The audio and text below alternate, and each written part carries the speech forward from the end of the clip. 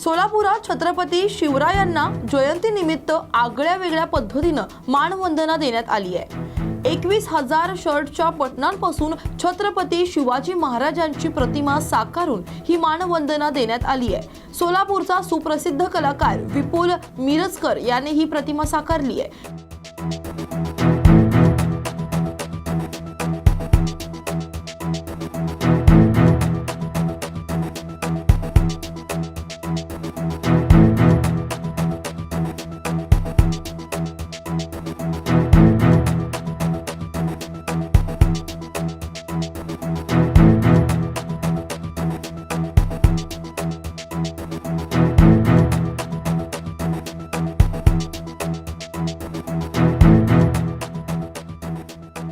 नमस्कार, मी चित्रकार विपुल श्रीपाद मिरजकर। दरवर्षीप्रमाणे याही वर्षी शिवजयंतीनिमित्त 21,000 शर्टच्या बटनापासून मी छत्रपती शिवाजी महाराजांची प्रतिमा साकारलेली आहे। ते मला साकारण्यासाठी 4 दिवसाचा कालावधी लागलेला आहे। त्यामध्ये मी 4 कलरचा शर्टचे बटन मी यूज केलेलं आहे आणि ते मला साकारताना माझी आई पण मला त्यामध्ये मदत केलेली आहे आणि मला याच्यासाठी सहकार्य म्हणून बसवराज कडगंची आणि पंकज शाह यांनी मला मदत केलेली आहे आणि सगळ्या शिवभक्तांना शिवजयंतीनिमित्त खूप खूप शुभेच्छा देतो। धन्यवाद। छत्रपती शिवाजी महाराज यांची जयंती 19 फेब्रुवारी रोजी साजरी होतीये। या निमित्तानं सोलापुरातील 4 हुतात्मा पुतळ्यासमोर 7 मावळे पहाटे 5 वाजल्यापासून रात्री 12:30 वाजेपर्यंत म्हणजे सलग 19 तास 19 मिनिटं आणि 19 सेकंद दानपट्टा फिरवून आगळ्या वेगळ्या पद्धतीनं मानवंदना करून विश्वविक्रम करणार आहेत। शिवरायांनी स्वराज्याचे तोरण बांधताना दानपट्टा, लाठीकाठी आदी शस्त्रांचा वापर केला होता। मात्र सध्या महाराजांची शस्त्रे लुप्त होत चालली आहेत। जगाला दानपट्ट्याचं महत्त्व कळलं पाहिजे, यासाठी आगळ्या वेगळ्या पद्धतीनं मानवंदना देत आहोत असं प्रशिक्षक शिवराम भोसले यांनी सांगितलंय। नमस्कार, मी शिवराम विठ्ठलराव भोसले, ट्रेडिशनल दानपट्टा असोसिएशन महाराष्ट्राचा अध्यक्ष आहे। हा उपक्रम सुरू करण्यामागचा हेतू असा आहे की दानपट्टा हे शस्त्र, हे शिवरायांचं आवडतं शस्त्र, हे लुप्त होत चाललेलं आहे आणि गेल्या वर्षी माननीय मुख्यमंत्री, माजी मुख्यमंत्री एकनाथरावजी शिंदे साहेबांनी ह्या शस्त्राला राज्यशस्त्राचा दर्जा दिलेला आहे। राज्यशस्त्राचा दर्जा देऊन थांबत नाही, त्यासाठी हे शस्त्र जगाला कळालं पाहिजे, भारत देशाला कळायला पाहिजे। सांगायचं एक तात्पर्य आहे की आजकालच्या मुलांना दांडपट्टा म्हणजे काय हे माहीत नाही आहे। ज्या शिवरायांनी स्वराज्याची खिंड लढवताना दांडपट्ट्याचा मोलाचा वाटा आहे या शस्त्राचा, ते शस्त्र जगाला कळलं पाहिजे। ह्यासाठी आम्ही ह्या खेळाची स्थापना केली, ह्या खेळाचा अभ्यासक्रम तयार केला।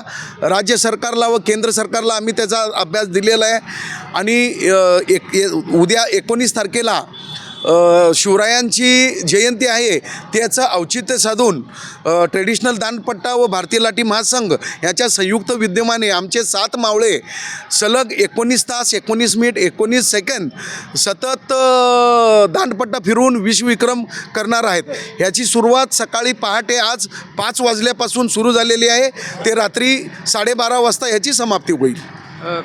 काय असा उद्देश घेऊन हा दानपट्ट्या चालवण्यात आहे आणि तुम्ही किती मुलं आहेत आणि किती मावळे यात सहभागी? आजकाल वास्तविक पाहता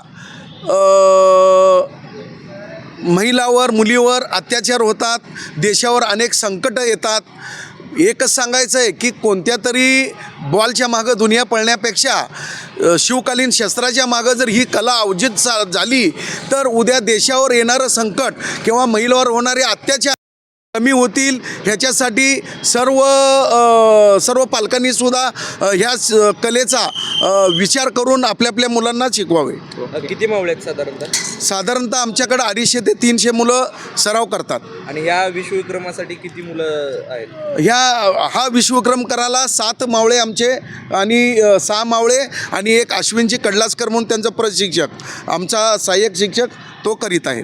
पुण्यात एका महाविद्यालयीन विद्यार्थिनीनं टोकाचं पाऊल उचलत आपलं जीवन संपवलंय। तातवाडे येथे एका महाविद्यालयीन विद्यार्थिनीनं इमारतीच्या 15व्या मजल्यावरून उडी मारून आत्महत्या केल्याची घटना घडली आहे। या प्रकरणी पोलिसांनी केलेल्या तपासात तिच्या या निर्णयाचं सत्य आता समोर आलंय। वर्गमित्राकडून सतत होणाऱ्या मानसिक शारीरिक त्रासाला कंटाळून तिनं जीवन संपवल्याचं समोर येत आहे। सहिती कलुगोटाला रेड्डी असं या विद्यार्थिनीचं नाव आहे। ती आकुर्डीतील एका महाविद्यालयामध्ये इंजिनिअरिंगचं शिक्षण घेत होती।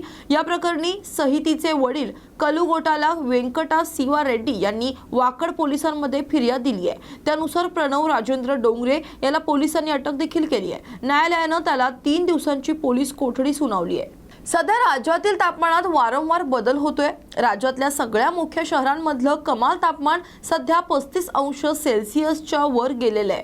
त्यामुळं सगळीकडे उकाडा जाणवायला लागलाय। काही शहरांमध्ये तर पहाटे आणि संध्याकाळी थंडी आहे, तर दुपारी उकाडा जाणवतोय। त्यामुळं नागरिकांना त्रास सहन करावा लागतोय। राज्यात आज सगळीकडेच कोरडं वातावरण झाल्याचं पाहायला मिळतंय। मुंबईतील तापमान रोज वाढत असल्याचं जाणवतंय। मुंबईत किमान तापमान आज 20 अंश सेल्सिअस आणि कमाल तापमान हे 36 अंश सेल्सिअस राहील। तर मुंबईत आज आकाश निरभ्र राहील। तर पुण्यामध्ये किमान तापमान 13 अंश सेल्सिअस आणि कमाल तापमान हे 36 अंश सेल्सिअस इतकं असणार आहे। पुण्यात आज देखील आकाश निरभ्र राहील। पुण्यातही तापमान वाढ झाल्याचं पाहायला मिळतंय। तर छत्रपती संभाजीनगरमधील किमान तापमान आज 15 अंश सेल्सिअस आणि कमाल तापमान 36 अंश सेल्सिअस राहील। छत्रपती संभाजीनगरमध्ये आज देखील आकाश निरभ्र राहणार आहे। छत्रपती संभाजीनगरमध्येही तापमानात वाढल्याचं पाहायला मिळतंय।